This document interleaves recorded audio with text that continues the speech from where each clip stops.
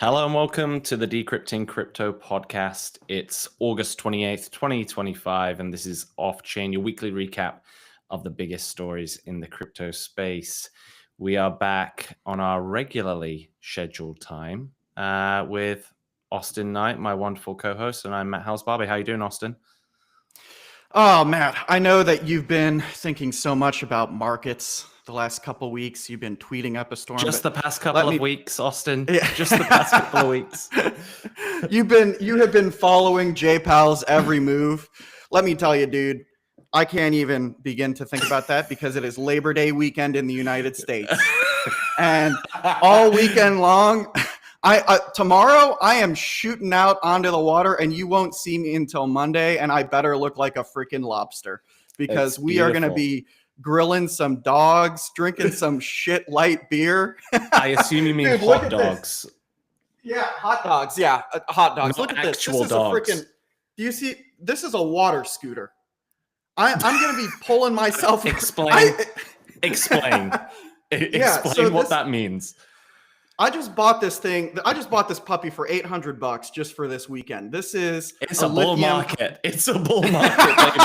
This is, you know what this is? This is the Lambo of water right here. Couldn't afford the super yacht, but we got a water scooter. How does it? What is a water scooter? Like, how does this work? Well, it's like this little lithium-powered battery thing. You basically you hold it like this. Okay. And you see these propeller fans on other side of it. I still have to put it together actually. Yeah. But you pull these buttons and this thing pulls you at like 4 miles an hour throughout the water. I think that's like probably 20 kilometers an hour or something. Don't worry, we still work in miles. Confusingly, we have a hybrid system here of miles, meters, kilos, stone. We use it all. We're non-discriminatory to the metric or imperial system. That's good. The thing that concerns me about that scooter is those propellers. They look kind of small. I'm not gonna lie to you. They can actually pull you along.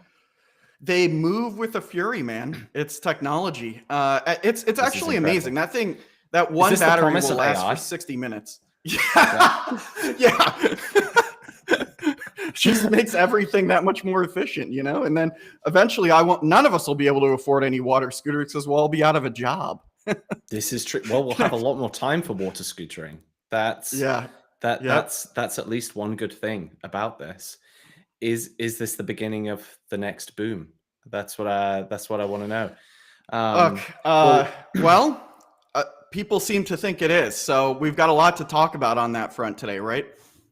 We certainly do. Water scooters to one side. As you alluded to, yes, I have been deep in the markets. I've been sleeping next to Jay Powell, whispering sweet nothings into his ear each night. No, we've had a lot going on. And this is yet another big week. Which seems to be, I feel like we should have had a sound effect for that. Maybe a DJ Khaled sound effect. Maybe when we make it big time, we can do that, Austin. Why is this a big week? And why next week am I going to come back again and say, it's a big week? Well, there's a ton of macro stuff going on. And I feel like since maybe the mid 2023, we almost became a bit of a macro podcast. And the reason why is because now more than ever, macro is driving markets. And for right now, and in the past, in particular, month, macro has dominated the charts so much more than micro signals. This is what we're seeing across asset classes. But I want to bring all of this back to crypto. So we had 3 big things happen this week. Well, we've had 2 big things happen so far. We got 1 more to go tomorrow. We had NVIDIA earnings yesterday. They didn't call out anything around water scooters in their earnings, but I expect that to come soon. Earlier today, we had initial jobless claims. Tomorrow, we have core PCE. If most of those didn't make sense to you, or even if they did, and you're wondering, why the hell do I give a shit about any of that, Matt? I'm here for the crypto. Well, let me explain to you. This is very much about the crypto. This is about the whole story. And I think what, you and I have talked more about than we would like to is inflation. Mm-hmm. And things changed a lot at the Jackson Hole Friday speech in ways that I did not think they were going to. In that probably for the first time in maybe a couple of years now, the Fed signaled and stated pretty plainly that they are much more worried about the growth of the economy through the proxy of employment than they are inflation. And this is really important to understand. And what this is going to determine is when and by how much they cut rates and begin a rate cutting cycle. Mm-hmm. Why does this matter for crypto? When rates go down, short-term treasuries go down, the dollar weakens, risk assets rally. It's the way this works. And so what we're trying to talk through here is like, and I think at the macro level, the most important thing to understand is when, if at all, we will see rate cuts, by how much, and for how long will the rate cutting cycle go on for?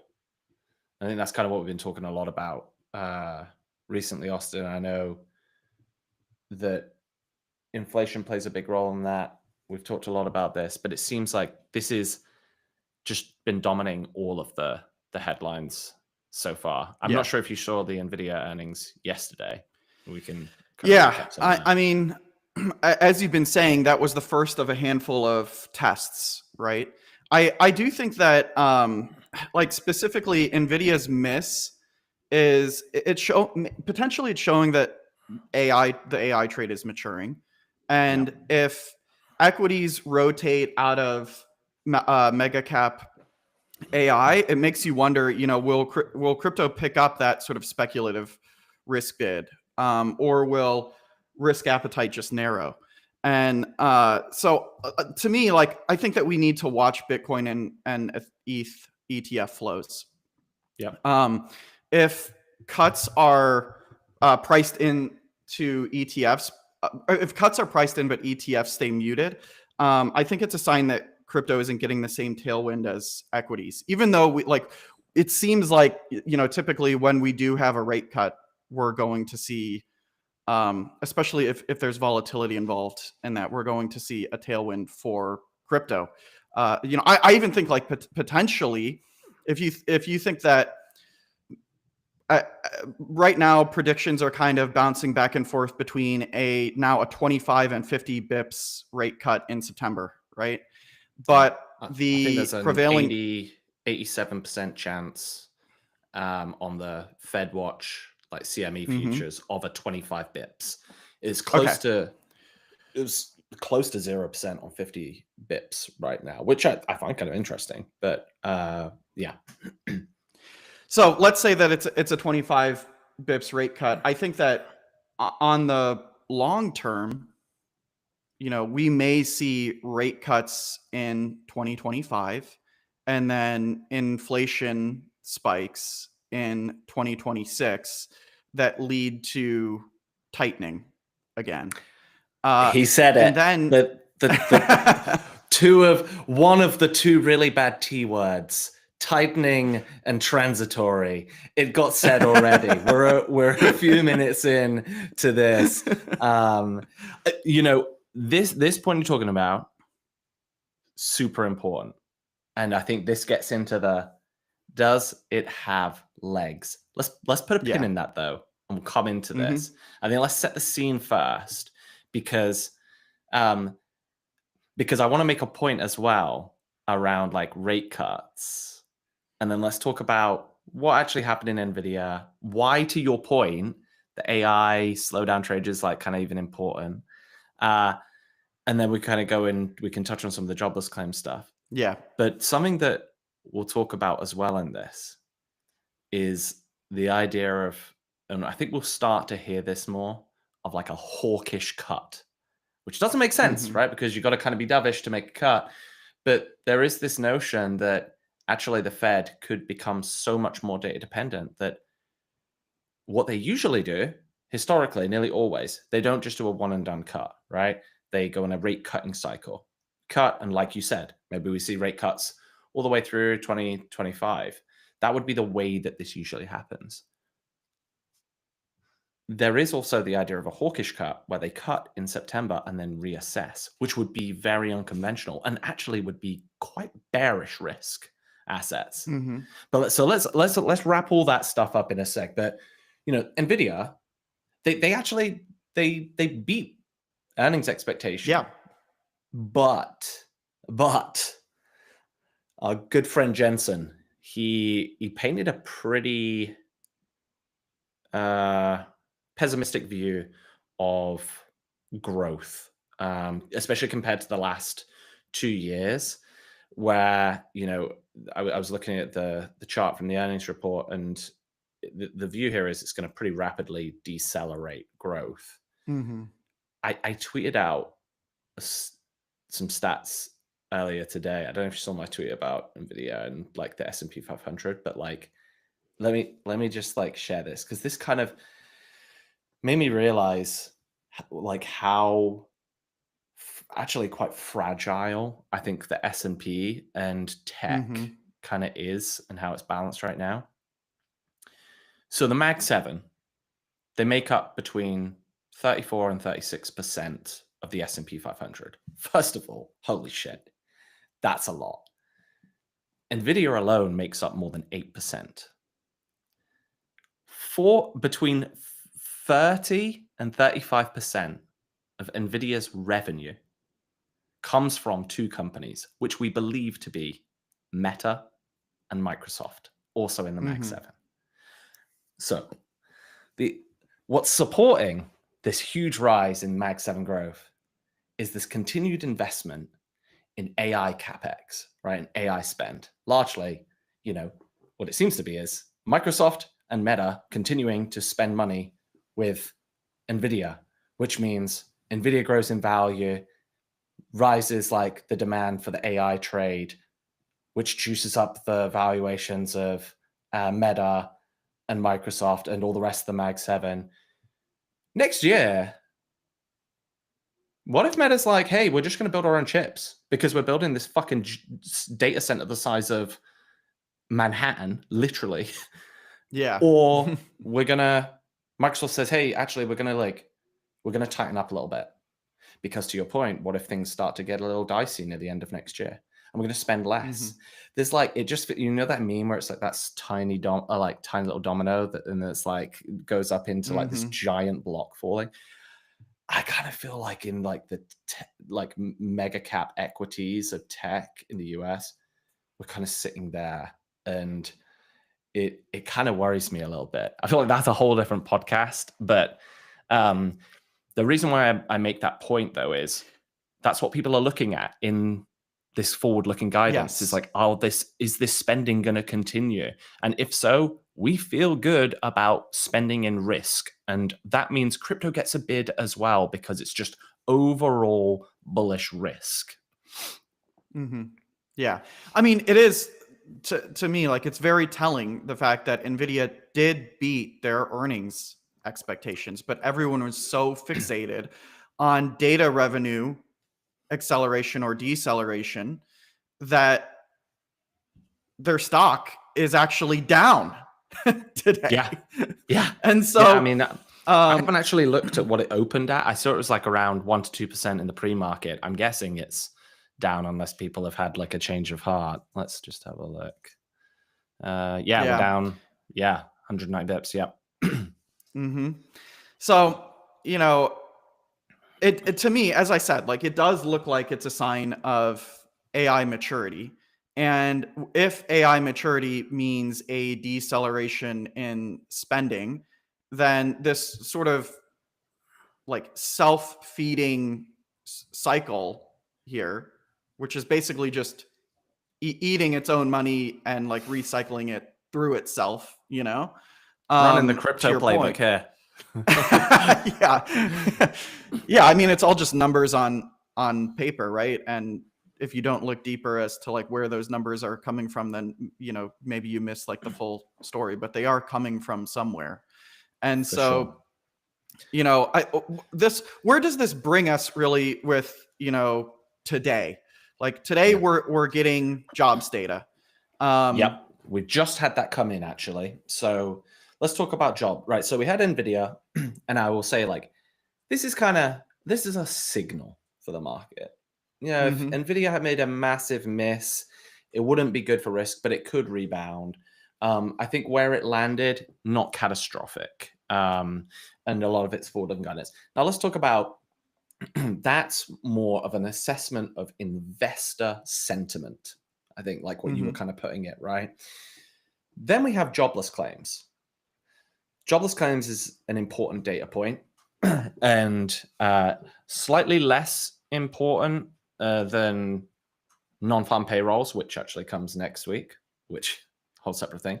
But ultimately, jobless claims is a look for how many individuals in the US have been claiming unemployment benefits, right? It's a proxy for that. Mhm. As I mentioned, the Fed made it really clear that this is their primary measure for its policy approach, more so than inflation. And so, if we were to see an upside surprise, i.e., these jobless claims came in higher than the estimate was 230,000. We saw 235,000 last month. If we saw higher than expected, what we would expect is that would indicate a much higher likelihood of a cut. And depending how high the upside surprise was, that potentially we could see an even larger rate cut. Maybe an argument starts to be made for 50 bips rate cut, right? Mhm. Because this is showing weakness in the labor market, weakness in the economy. What would also happen is you would expect to see 2-year treasury yields reduce because people think that rates are going down. So, yields go down on short-term treasuries, and the dollar would weaken. What we saw was that it came in. I don't even necessarily want to call this like a downside surprise. It came in at 229. So pretty much on estimate. The reaction has been neutral. If that had come in a much lower downside surprise, we would see the opposite. We would see a big rise probably in 2-year yields with the bet that actually the likelihood of rate cuts goes down. We saw a very small move upwards in 2-year yields as a result, but nothing crazy. I think that we are today where we were at yesterday. Not Mhm. much is going to change. We're kind of like, okay, our thesis remains still 87% chance. Let me actually see if this has changed on the futures contracts. If anything, it's gone up 10 bips. Pretty much the same for it feels like still right now the market's priced in a complete lock-in for 25 bips in September. So what's next? So we understand economic side of thing, the economy side of things for employment. We have a sense of investor sentiment. Tomorrow we get core PCE. Now, core Mhm. PCE is a measure of inflation, like we have PPI and CPI, but this is the Fed's preferred measure. They also pay a lot of attention to PPI, but core PCE is a big primary measure, and this is because it looks at consumption of consumers from both like the prices of goods and services, but it excludes some of the noise. It doesn't have food and energy in there, so it Mm. really kind of like is a really tight signal. Now, the forecast is a 0.3% month over month growth, which would be the same growth as last month. Here's what we should be looking out for here. as I mentioned, inflation is being signaled as slightly less important, but it is absolutely still important. And I would maybe argue it's much more important to keep an eye on for the long term versus even the short term. Because I think even if we see an of data that points towards a rise in inflation, I still don't think that that's going to deter the Fed from cutting rates in the short term. So here's what we're looking for. If we see a downside surprise, so if it is less than 0.3%, Mm-hmm. it's a sign that inflation is decelerating. This would absolutely lock in rate cuts, basically. I think we would move to 100% priced in, right, as a 25 bips. Depending how big that downside surprise is, arguably 50 bips on the cards. Mm-hmm. If we see that happen, I think we start to see risk assets rally a little bit because we've still got more data coming next week, especially with non-farm payrolls. I think we would have a rally, and then I think there would still be kind of like what we saw where a big rally after the Jackson Hole meeting, and then everyone was paring back bets because they're like, wait a minute, let's not have a sugar rush here. We got some more stuff to come that could spell bad news. So I still think we'd see something there. I still think though, if we see an upside surprise, inflation's running hotter than we anticipate. My view here is that we would see some slight pullback, but I think the market might shrug it off, to be completely honest.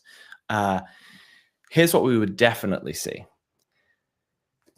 If inflation comes in hotter than expected, upside surprise, it's higher than 0.3% month over month, we will see an increase in the 2-year yield, but I think we will see a much bigger increase in the 10-year yield. We will see a stronger dollar, and the appetite for risk will go down slightly. Mm-hmm. That's what we're looking out for. I think what we're all hoping for is a downside surprise, of course, on the inflation side, not just for risk assets, but just in general. And I think that's kind of a big piece. And we got even more stuff happening next year. I'm going to talk about this stuff around I keep mentioning Next the 2-year week, and the yeah. 10-year, but we got more stuff happening next week that we have to keep an eye on as well, right? Yeah, definitely. But look, I mean, where we're at right now is that it seems like every data point, jobs claims, PCE, CPI, is pointing toward a rate cut. And confidence is growing around 25 bips. As I said earlier, we were kind of bouncing around between which one, could it be 25 or 50? But at any rate, I think that this is different from the regime of higher for longer. This means some short-term volatility is back, which does historically favor crypto relative to equities. At the same time, I on this show, I've long been kind of skeptical on rate cuts being premature, and I still think that cutting now could be a little premature. Like unemployment is still historically low. Services inflation is still remaining fairly sticky. And I think that potentially a cut could reignite some inflation at a moment where fiscal policy is actually already pretty loose. Like we've got tariffs, we've got an election cycle coming up, we've got a ton of government spending happening. And I think that the Fed is being pressured politically right now. And if they cave too early to that political pressure, we could get ourselves into what I was describing earlier, which is this sort of start-stop cycle, where we start rate cuts and then we see inflation and then we stop them and we begin tightening again, and that volatility actually, by the way, could benefit crypto as well. I mean, it could turn crypto into a bit of a safe haven for stagflation. Well, see, here's the thing. We haven't said stagflation in a little while, have we? What your concerns that you're outlining are absolutely shared in the market and are being priced in, but I don't know if enough people are really looking at this. I want to share a chart. It's a chart Hmm. that I've been keeping a close eye on. This is the spread between the 2-year and the 10-year treasury yield. All right? Bear with me. So let me just explain some of this, because for those of you that aren't as boring as I am, that like to look at 2-year and 10-year treasury yields, let me explain what these often indicate. And the the short end of the yield, so the 2-year treasuries, what they often point to is yields will go down when rates are expected to go down in the short term. 10 years and the long end of the treasury yield, if inflation expectations and economic growth expectations, etc., if the expectations is for rates to remain low over a longer period of time, then the 10-year will go down. What you would hope to generally see in a well-balanced market where we have monetary policy doing what it should do is that these should move in tandem, and Hmm. that you see this kind of spread tightening, and they do their own thing. There is a divergence in these two. Hmm. And here's what it's telling us, right? Because we see the difference in these two. And in fact, actually, let me share the view instead of the 2-year, and then I'll share the 10-year, because I think that actually helps show this a little bit better. So let's look first of all at the 10-year yield, right? In the past month, let's take 3 months.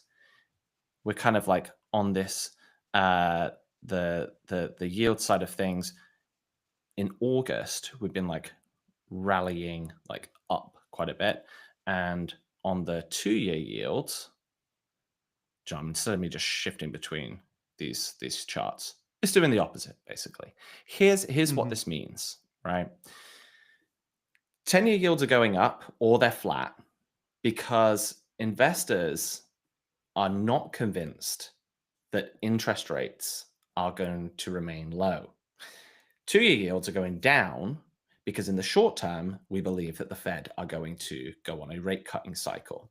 What that Hmm. tells us is the market believes the Fed is going to begin its rate cutting cycle, bring down rates significantly despite inflation, but has serious doubts that they are going to be able to keep inflation under control. Yeah. And we haven't even talked about Trump's involvement in kind of his growing influence in the Federal Reserve, which has been talked about so much, with Governor Kirk like trying to be ousted and him controlling more of the Fed. But therefore, what's kind of being priced in is that over a longer period of time, it's more likely that rate hikes will happen after that, and we will see increased rates. So for me, this points to a bullish 2025, maybe Yes. early 2026, but there are real concerns around whether risk assets will maintain performance through the next 2 years, year and beyond, really. Hmm. And I think that's the thing that we need to pay the most attention to, and what the yields are responding to in each of these different duration treasuries. So Yeah. yeah, Well, look, short-term cuts, thus the 2-year yield moving lower, that adds liquidity. And so that is bullish for crypto. That's something that we know that is going to yep, create bullish conditions through the end of the year, and definitely early next year, potentially a little bit longer. We'll have to see. But higher long tail yields, thus this pattern that we're seeing with the 10-year yield kind of moving sideways or up, that means that credit markets stay tight. And it's hard to see risk assets ripping without some real relief there. So yep, if the market is right, that we're going to see 2025 cuts and then a 2026 inflation comeback and then a possible hiking cycle. Like if that plays out, I think, as I alluded to earlier, crypto may end up being positioned as a hedge against stagflation risk, not just like a play on easy money. And so, oddly enough, that I think that could also actually be bullish for crypto or for certain crypto assets potentially in the long term, but it's going to create a lot of volatility over the course of the next couple of years, and it's gonna, we're gonna it's going to be hard to predict what's actually going to happen with crypto and with risk assets and equities on the month to month scale. I think you're right. And what I feel quite confident that in terms of like my bets on how the crypto market and most asset classes are going to play out through the end of 2025. I have very little confidence in where I think we'll be at the end of 2026 and moving into 2027. There is so much that can change. And for and just to be clear, like my view here is we are going to have a rate cut in September, which I have said for quite some time now, and I still believe that to be the case. I do believe that there is still a chance that we get a 50 bips rate cut. For that to happen, we've got a couple of weeks of really important data. We've got PMI on Tuesday, slightly less important, but it's another measure of like economic growth.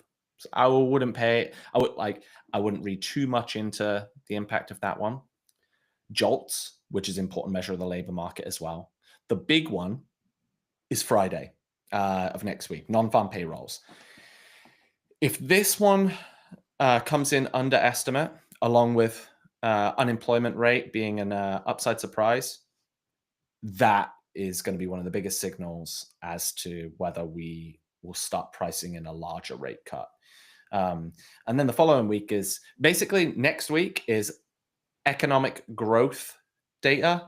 The following week is inflation data, PPI and CPI, and then it's rate cut decision on the 17th. So we're going to know a lot by I think we'll know exactly what the Fed is going to probably do in terms of will they cut or won't they by the end of next week. We'll have a sense of what we think is going to be more likely, 25 bips or 50 bips after we get some of the inflation data in the following week. But my view here is I just don't see a way in which we don't begin rate cuts. And I don't personally think we're going to see a hawkish cut, which would be the outcome where we have a kind of one-off rate cut and then the Fed assesses it month over month, which if they did that, I think would be very positive for 10-year Treasury yields because it would show the market that the Fed is willing to respond to inflation and take evasive measures where it needs to. I just cannot see that happening. Somewhat ironically, Trump is really focused on bringing down borrowing rates on the deficit, which are far less important for short-term borrowing for him in like the 2-year yield. The most important is the 10-year yield and dollar strength. So the more independence that the Fed can show and the more willingly it is to not go too aggressive into rate cutting, the better it would actually be for 10-year yields and borrowing rates on the US deficit. But that's a whole different side tangent. But I think what we'll probably see is we cut in September if there's a 50 bips. If. I'd be very surprised if we don't see 4 to 5 successive rate cuts, not of 50 bips, but of 25 bips. I think we see a cycle. And through that, especially through to the end of this year, it will be a risk asset trade. There'll be catch-up trades. Crypto, I think, will go into its final stage of this cycle where things usually go kind of parabolic. Hmm. And then we will be in a very uncertain middle to end of Q1 with where inflation and stuff goes. And the attention will consistently come back to inflation. And there's going to be a lot of unknowns. I think that 2026 is going to feel a bit like what we had near the start of 2024, where very different economic setups, but we were just like, it's really hard to get a sense of Hmm. how like the duration of the impact of stuff. We felt like we were kind of getting out of the woods of inflation, but it was like, are we going to see the return of it, which we did, which you called out at the start of that year as well. And I think it's going to create just a little bit of a lot sideways movement at that point. But I do think we're about to move into a very bullish risk in crypto kind of period over the coming Yeah, couple of months. it's to me it feels like, if you're fairly confident about a rate cut, regardless of the size of the rate cut, in the short term, then now is not a bad time to buy, even though we are at highs, Yeah. relative highs right Not now in financial the crypto market. advice. No, none of Not this is financial financial advice, advice. as we always say at the end of every episode, but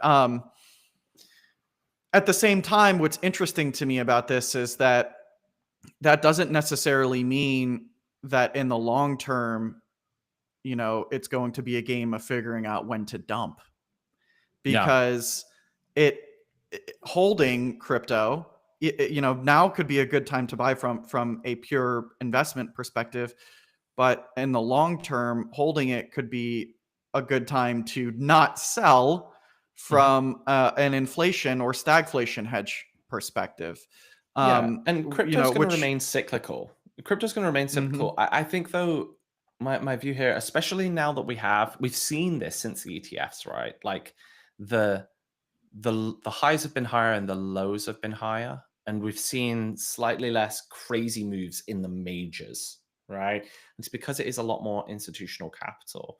Um, so I think You know what? I I'm saw this thing. I think it was yesterday that uh, the iShares Trust ETF is buying more Bitcoin per day than is being minted. that doesn't surprise me at all. Yeah. Yeah, and so what does that mean? I mean, that means that, like, there is this sort of relentless upward pressure that is Mhm. being caused by. I mean, in this case, it's just the largest ETF. Like, Yeah. think about And that's not all the ETF treasury market as a vehicles as whole. well on top of it, right? We've got all of these, digital Hmm. asset treasuries that we've been talking about that for ETH, the ETF flows have been massive. The the DAT flows from these digital asset treasuries have been even bigger. So it's like this double whammy of flows coming in. And but yeah, you're right on the Bitcoin side. Yeah, like mining rewards are being outpaced by uh, you know inflows from the ETFs. Yeah, it's incredible. I So wonder if that's we've a got a. pretty interesting signal to track actually over time. We'll see how that kind of plays out in slightly more bearish conditions. Not that I want to Right. That's the wish thing that myself we've been into talking. that. Yeah, I know. Yeah. But that's the thing that we've talked about, like, this whole time with these institutional investors getting involved, is that the benefit is that they bring big money and they move slow, so they're a little bit more predictable, Yeah. which reduces volatility in the market. The downside of that is that if you lose your biggest customer that is buying more than you can make per day, Mhm. and they get nervous and they pull back, that one sort of decision maker can have just incredible impact on the broad market. But I always go back to, like, 2017, when we were having these same conversations Yeah. about whales in China, Yes. and Yeah. it's all just relative. I still think my view of what is going to happen is kind of the similar thing that happens most cycles. It's just slightly different flavor, and we're seeing this play out, albeit largely driven at the micro level with DATs, with the ETH trade. But in times like now, when people are trying to front run what's coming and see a load of upside, we're seeing BTC ETH. That chart is super interesting to watch. ETH really growing relative to BTC and outperforming. And you can see it across commodity markets as well. The beta trade is there.